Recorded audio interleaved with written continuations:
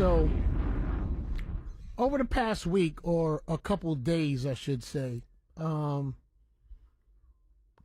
Brown, right? Kwame Brown and a radio personality has been having, some exchanges. So,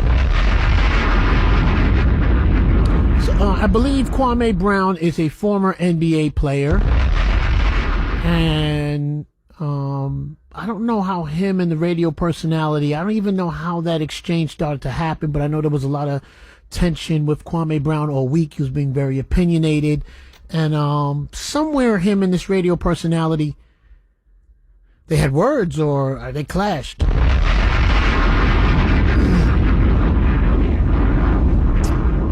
So Kwame Brown has brought up a situation that has been going on for a while now, I believe.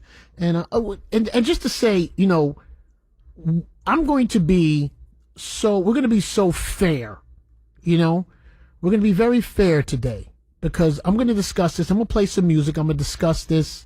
What I'm going to be fair about is, I think Kwame Brown was being a little aggressive, and his energy was, I gotta be honest, maybe coming off a little hateful. I don't want to, I want to take hate out of the situation today, because any radio personality that has a strong opinion is going to receive hate.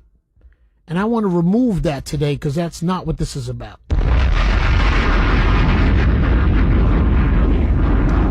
So, I'm going to play some music, but I'm also going to play some audio in a little while. And there's some audio of Jessica Reed, right? So New York City, Jessica Reed is a young lady that she had a situation, and she had this radio personality arrested. And this is a while ago, but this is what Kwame has brought up. Kwame Brown has brought up this situation of this radio personality that got arrested a while back, and I believe, I want to get this right, I believe it was for willfully, unlawfully, feloniously engaging in penile and vaginal intercourse with a 15-year-old female child. I think that I don't want to say I think. That's according to, I think it's Black Sports Online, that's what he got arrested for, but he pleaded guilty to contributing to the delinquency of a minor.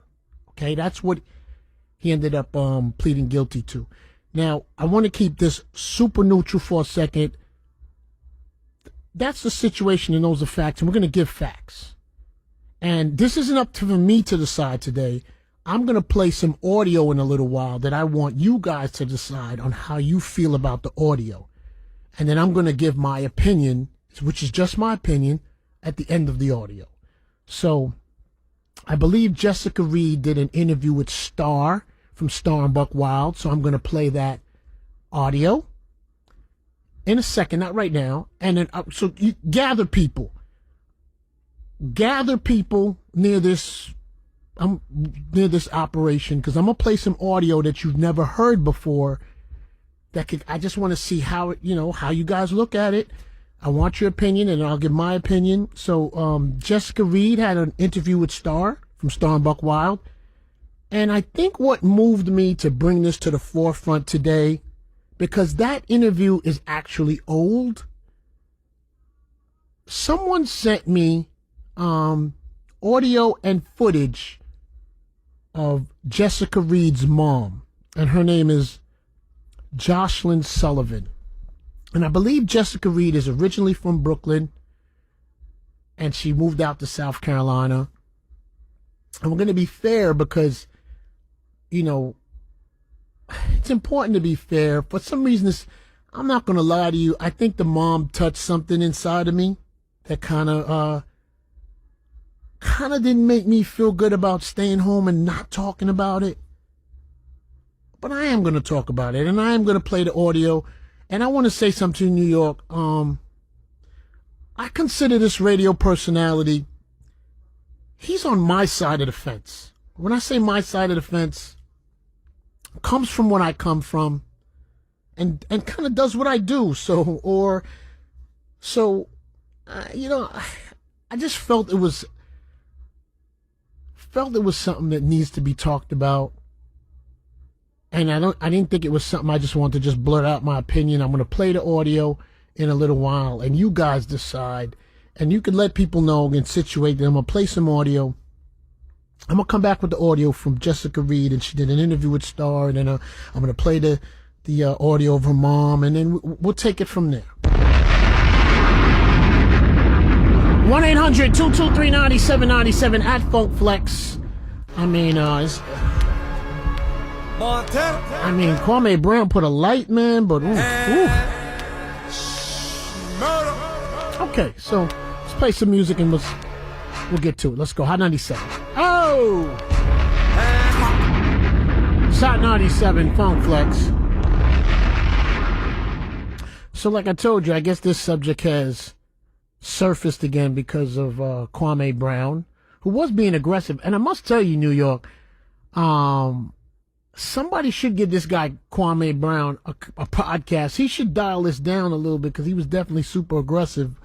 And I think people were really, I think they were really going at him, but he seemed to have defended himself pretty well. So through Kwame Brown, the situation with this radio personality has surfaced to the top again. And like I told you, it's something I knew about before. I never really, or I should say, I didn't know of the mother's statement in audio and video.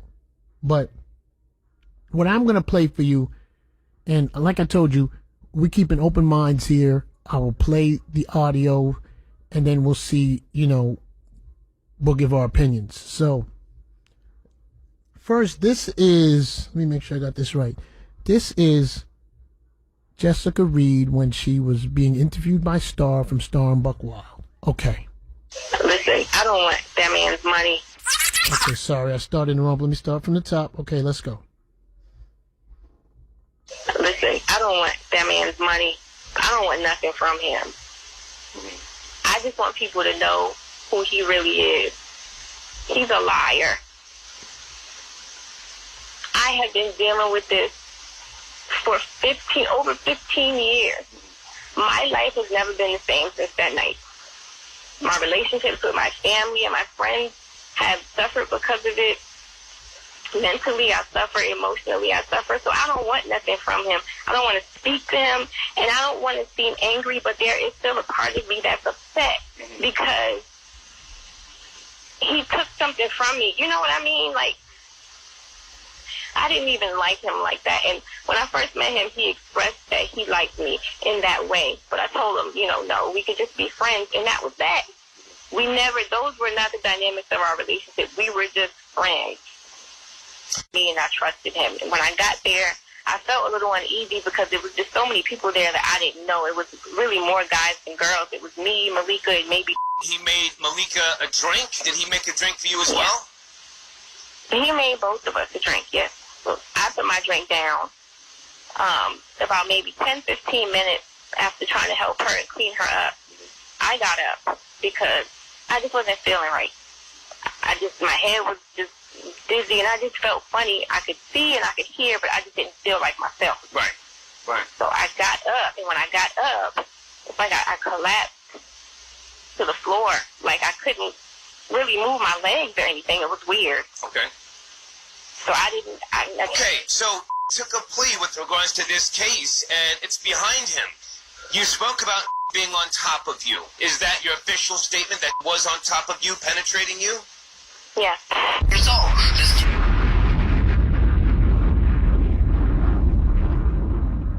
So,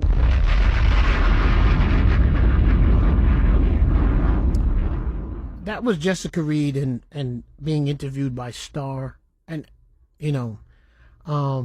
that part I knew and heard. And I think the mom's testimony maybe felt maybe it was a reason to bring it to light, and I'm going to play that. I'm going to play the mom's testimony. Or I don't want, those are wrong words. I'm going to play what her mom feels about the situation. I don't want to lead people in any type of a wrong direction. I'm going to play, her mother's name is Jocelyn Sullivan, and this is what her mom had to say. My name is Jocelyn Sullivan, and I am the mother of Jessica Nicole Reed. We're out here in Mounts Corner, just left the Berkeley County Sheriff's Department, speaking with detectives. The case of my daughter, Jessica Reed. I have regrets in which I am very sorry about, because when my daughter was drugged and raped, I wanted to do nothing but protect her. I didn't want her to suffer anymore. I didn't want her to feel that pain anymore. And so I did not let her testify. And because of that, today we are finding out that Mr. is going to get away with what he did to my daughter, Jessica, and this family. For all these years, we've been suffering, going through pain and anguish over his decisions, molest my daughter, rape her. And now she has to deal with this, and we have to deal with this. And I'm so sorry that I didn't take the initiative then to persecute him for what he did to my daughter.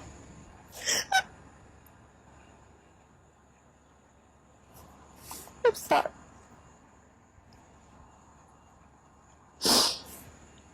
He came to our home and he acted as if he was going to be a friend to us. He came to us and said, "Don't worry, nothing's going to happen to her, and I'll make sure that she'll be safe." He eluded us to believe and trust in him. And then he turns around and violates my daughter by raping and drugging her. And then he gets away with it. When I made the decision not for my daughter to testify, I was focused on her well-being. And I wanted the best for her.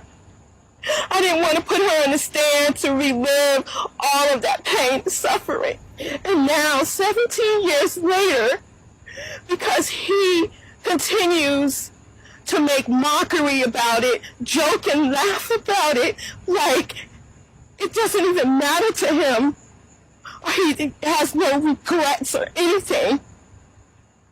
Then he tries to cover it up with his money and his high-class attorneys. And now he's not going to be punished for it. Justice is not fair, and we will not stop fighting.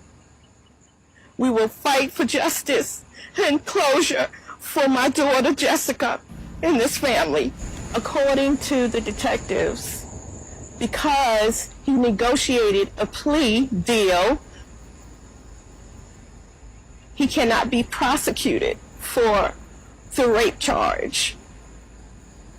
So what they did was just dismiss it. They didn't even prosecute the rape charge because my daughter wasn't there. And so they let him plead. DNA did not clear him innocent. DNA has nothing to do with it at all. He's guilty no matter what anyone says. 17 years later, she's still suffering from it. We're still suffering with her from it. And justice needs to be served regardless. He deserves to be punished for what he did.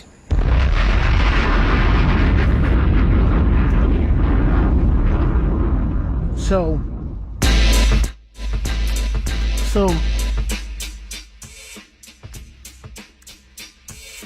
So prior to this New York, I played Jessica Reed's interview with Star, and that was what we just played was Jessica Reed's mom, Jocelyn Sullivan.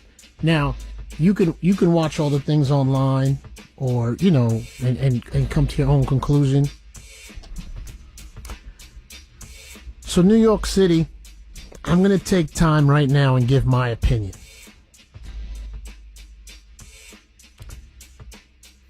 In listening to that mother's vocal and audio, you, Mr. Radio Personality, I don't believe you. I don't believe you. I don't believe you didn't know anyone. I don't believe you. But what I am going to say is, New York, Jersey, Connecticut,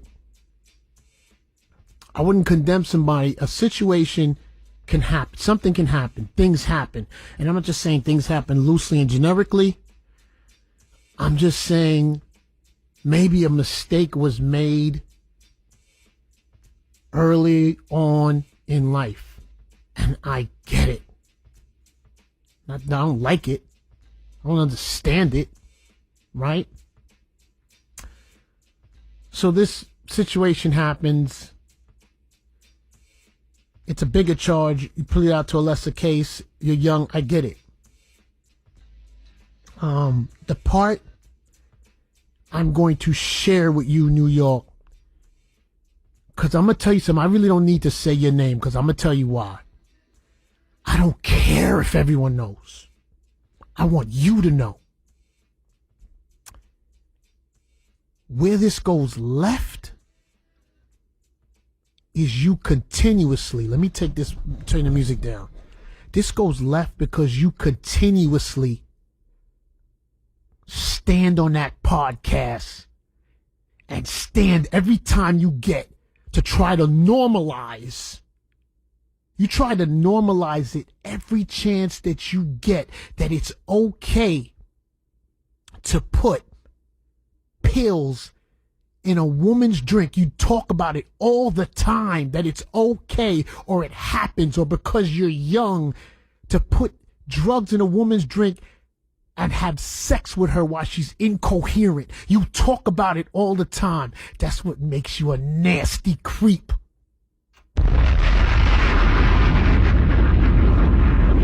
Not because of the situation you had, because I'm going to tell you something. I wasn't there, and I don't know what happened. But every chance you get, New York, this guy stood on a podcast, and he talked about spring break and meeting a young lady, putting something in her drink, and then having sex with her when she was incoherent, laughing about it. That's bruh, nobody wants you to get fired or to lose your situation. Nobody's like, man, the fact that you try to normalize that's okay, that's good, like it's things that men do. That's not what men do. That's what you do. You do it. I'm going to tell you the most terrible thing about you, bruh. Because I watch you on that podcast. And you sit next to a guy. That guy you sit next to on your podcast doesn't care about our culture. He doesn't care about your culture. But you sit there and you laugh with him about raping women. You think it's funny. You know what else is funny, my brother? Because I'm staying on my stone today of where I'm at. And I'm going to tell you where I'm at. I am not at what you did 20 years ago. I'm at what you did in the last couple years, and how you talk about it and how you say about it. You piece of... You tweeted that R. Kelly, that sex video, was one of the greatest celebrity videos you've ever watched. That video was with a 14-year-old. But you thought it was a great video. You tell on yourself constantly you're a weirdo. I don't care if nobody else checks you. I'ma check you. You're nasty and you're a weirdo. And you always want to talk on a podcast about taking advantage of women when they're unconscious. What type of dude are you? Why is that cool to you? Why is that cool as you stand next to that clown, that guy that doesn't care about our culture and continuously talk about raping women? You always use the word rape, how you raped your wife. You love to use that word, bro. You get mad at Kwame Brown for using it. You use it. You use the word. You don't think it's funny, my brother? I don't care about saying your name. Let me tell you something. I don't care about cease and desist. You know why? You want to send out cease and desist to people because you want the clarification of what you did said properly. The fact that you don't see that's bananas, I'm not sure if it's the people around you or if you want to continue. Maybe you want to continue being who you are. For some reason, your name is being said with a 15-year-old. I'm not sure why that's happening. You refer to your dudes. Every girl that has a problem, it's the dudes around you. The dudes are with the girls. My dudes. You say it's your dudes. I don't understand that part, bruh. That's the part that people aren't really grasping. That's why people keep hammering you. It's not for what you did 20 years ago. You can be sorry for that. It's the way you're moving forward, bro. Let me tell you something. You said that the R. Kelly video is the greatest video you've ever seen. You tweeted that. And you know how that came out? Because you had the nerve to go on an R. Kelly documentary to talk about a pedophile. You're a pedophile! You're a pedophile! You! Is it okay if R. Kelly is in the video with your kids? Is it still a great video? You nasty. Is that a good video? Is it? You don't have to answer. I'm going to tell you honestly, it's better you don't. You shouldn't. You should never, ever answer this. You should always keep a cease and desist, and you should never, ever talk about it. Because we already know what you are. You are one of them slimy, greasy dudes that used to be in our neighborhood that don't talk much, that likes to put medication in women's drinks and get on top of them. That's you. We know what you are. I know what you are. I do not care if I ever say your name. I want you to know that I know what you are. Bruh, you.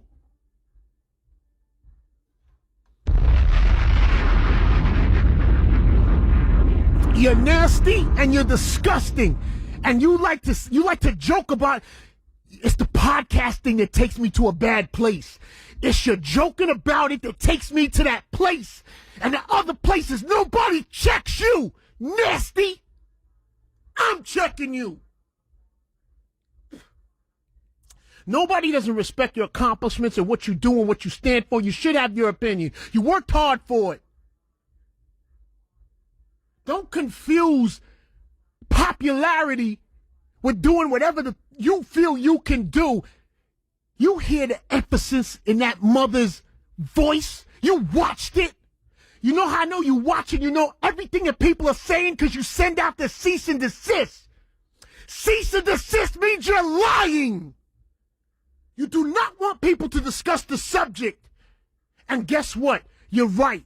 Maybe people shouldn't, and they shouldn't hurt your brand. And there's a part of that I see, and I agree with you.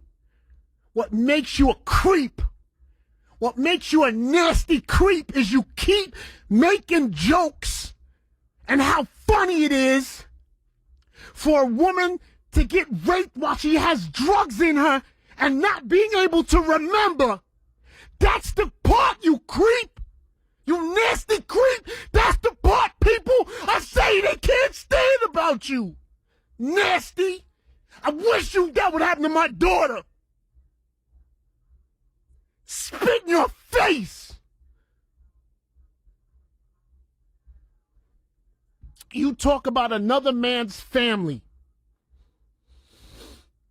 with Kwame Brown. And guess what? I guess it's journalism. And I guess you should be able to say what you want to say. He calls you a rapist. You send him a cease and desist. Guess what? Why don't we just call you contributing to the delinquency of a minor that's 15 years old? Does that feel better? Does that make you sleep better at night? Nasty.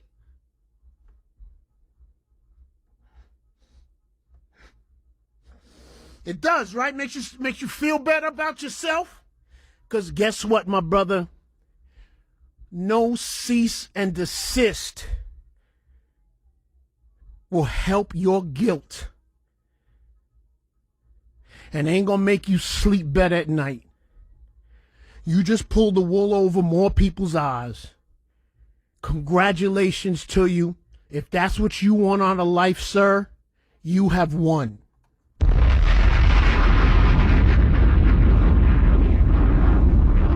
And my brother, I know you get it a little extra hard because there's people who hate you. And there are a lot of things that are being said about you that aren't true. Because we're going to keep it 1,000. And I know situations happen.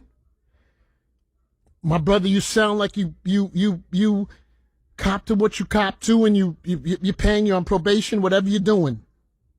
It's none of my business. But the fact that you keep trying to normalize, that's the part taking everybody to a bad place, you nasty. You're so nasty. That's the part. You sit next to people. You sit with academics. You sit with that nasty guy with you on your podcast that doesn't care about our culture, and you just laugh about chicks getting raped. Because as he's laughing, I'd like to punch him in his face. Because I want you to let me in on the joke. Let us in on the joke. Let us in on the joke about putting pills in a woman's drink and having sex with her, and she's incoherent. Because I'm going to tell you something, my brother, and then I'm going to end this. You seem to look up to R. Kelly and his sex tape with the 14-year-old. You and your wife, I guess that's what you do. You like to have sex with people when they're incoherent. You did it on spring break. And you expect us to believe. You describe yourself like that. You say that's what you do. But you want us to believe this one girl, Jessica Reed, you didn't do that. It was your boys. You're a liar. Keep sending out your cease and desist. You're doing the right thing, buddy.